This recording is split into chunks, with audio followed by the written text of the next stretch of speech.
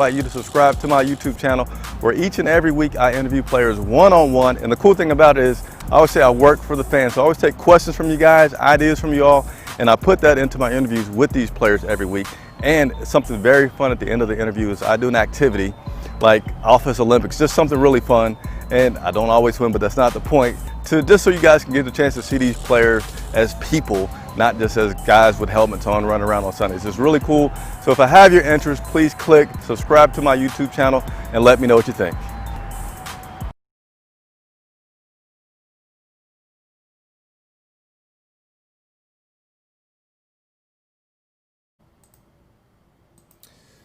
Here we are, Chris Jenkins live in the flesh for today's Carolina Panthers report. Today is, what is today, Wednesday? Yes. Lots of stuff going on. Sometimes I forget the day of the week. But today is Wednesday, October the 7th, and the Carolina Panthers are back at practice, and I'm back keeping you up to date. And my man, Chris Johnson, I love you to death. You are always the first person to sign on. I appreciate it very much, man. Everybody that signs on and subscribes, whatever you may do to support the channel, I appreciate it very much. Low Country Cannabis. I don't think I've seen you sign on in a minute. What's going on? Appreciate everybody that's signing on, and would just encourage you to go to YouTube if you want to interact. I love to interact with people, take your questions. So some people may be watching on Facebook, maybe watching on Twitter, but I can't get your comments. So if you want to leave your comments, just hop on over to YouTube, subscribe to the channel, and I can see your comments right away. So each week, I like to start with the latest in injuries and transactions. So that's how we'll start again this week. Oh, I forgot to say credential member for the media, working for Charlotte Vibe, covering the Carolina Panthers. That's who I am. But let's go ahead and get into this. And I know we have a little bit of buffering going on. I have no idea why, but hopefully it will not be too bad. So let's go ahead and bring up one of the transactions that has taken place with this Carolina Panthers team, and that is Mr. Sensational. I say that because he's been a big help since Christian McCaffrey has gone out. That is Reggie Bonafan, which a lot of people did not even realize that this guy was hurt. And I didn't even realize he was hurt until later, I think maybe Tuesday. Things started to surface where he was hurt. And Coach Rule today revealed that Reggie was hurt very late in the game, close to the last play of the game. And when he came out, he said he felt like it was something not too major at all. Doctors or physicians kind of initially said it was something not too bad. And then those guys, Matt Rule's giving them credit for being as thorough as they are, looked into it a little bit further and discovered that he had the sprain that he has. Excuse me. So as a result, Sunday, I think, when I was doing my pregame show talking about the decision they have to make this week, because Reggie's been upgraded from the practice squad twice to the 53-man roster, which is something that they were allowed to do this year.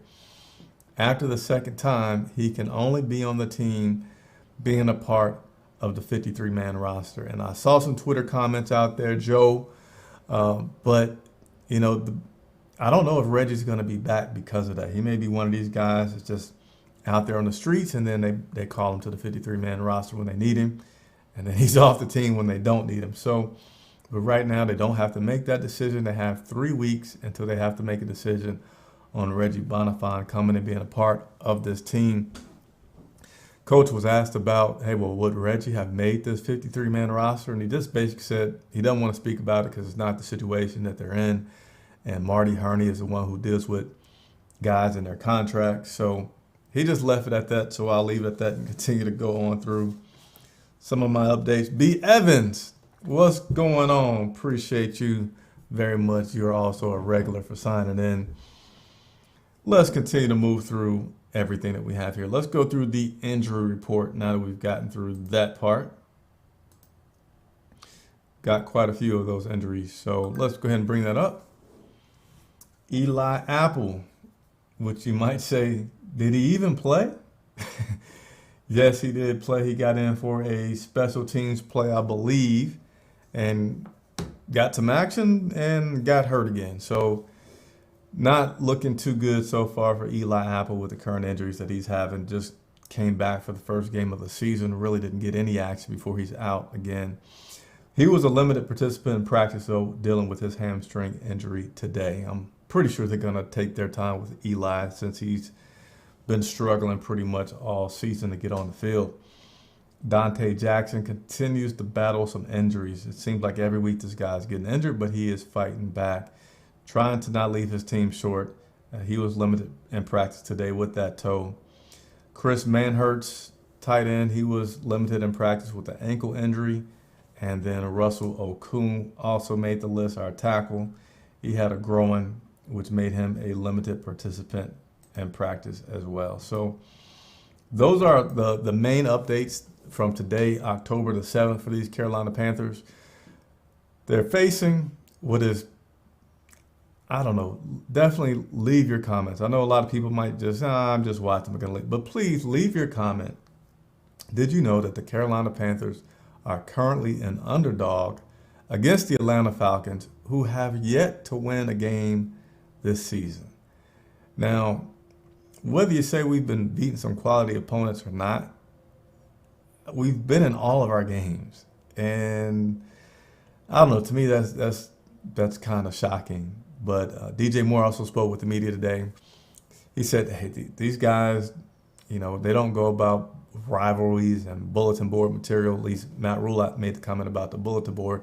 DJ made the comment about rivalries. Just said each week we just go out and we go to win. And Rule went a step further to say, hey, guys that play better just because they got bulletin board material, like being an underdog against a winless team, I don't know if that player has been a true pro and being the best that he could be, because next week he's probably not going to play as good, and he doesn't want that. He wants people that can motivate themselves and play at a consistent level every week.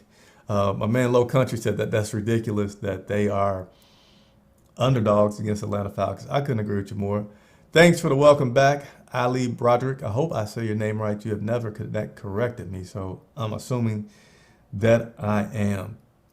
One other comment from Coach Rule that I'll share before I get out of here for the evening is, by the way, if you hadn't hit that like button, please, it doesn't hurt you. It doesn't cost you anything. Easy way to support the channel.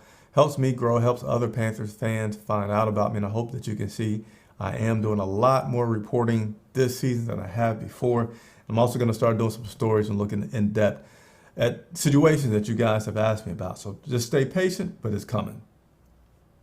The Falcons do always play us hard. I remember at one point when we were winning, I guess we ended up winning 3 back-to-back NFC South championships, which probably feels like forever ago.